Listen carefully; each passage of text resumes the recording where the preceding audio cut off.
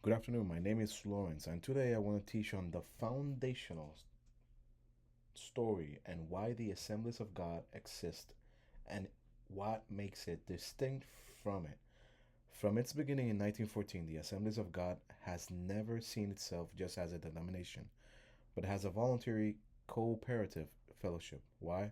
Because the focus was never building an organization, it was reaching the world for Christ. It was founded in Hot Springs, Arkansas in 1914, rooted on a Pentecostal revival, committed to one thing: unity and the mission of the gospel. The Assemblies of God's statement of the fundamental truth contains 16 doctrines that shape our identity and our mission.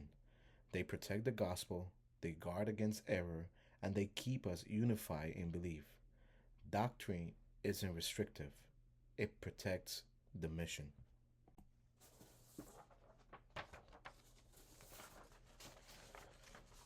A fellowship on a mission. Voluntary cooperative fellowship. The church is sent out as it was in the book of Acts. It shows that short term missions have a long term impact. That's the distinction with the Assemblies of God. The focus on a mission to go and bring people to Christ, to go around the nations, on short term missions to empower the people of the places so it can have a long term impact in their communities and in their countries. An indigenous church and a global impact. The impact came from enabling those churches to flourish in their own cultures, not colonization, not cultural replacement, but empowering local believers.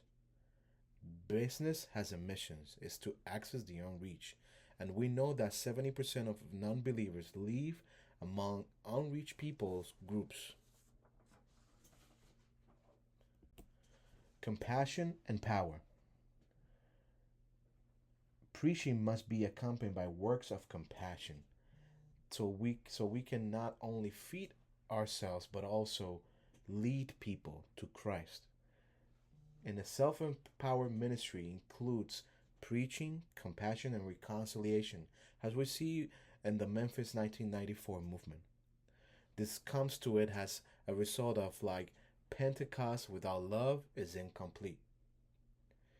It is with the power of compassion that we can reach and make people understand the amazing love of Christ and show their grace through the mission.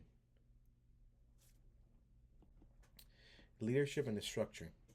A healthy church board equals a healthy church. Accountability on finances, the clear roles. A facilitator helps others achieve what they never envisioned. So it's simple. Our vision is that leadership multiplies the results of the work that God empowers us with. So, in clearly, this resumed and what it. So, what does that mean for us? Simple. We protect the doctrine. We pursue unity. We live on a mission for Christ and the ones that are lost. We empower people and treat them and make them become disciples so they can go out there and continue our mission. We lead with integrity. The Assemblies of God exist for one reason: to reach the world for Christ through the power of the Holy Spirit. The mission did not end in 1914, it just continues through us today.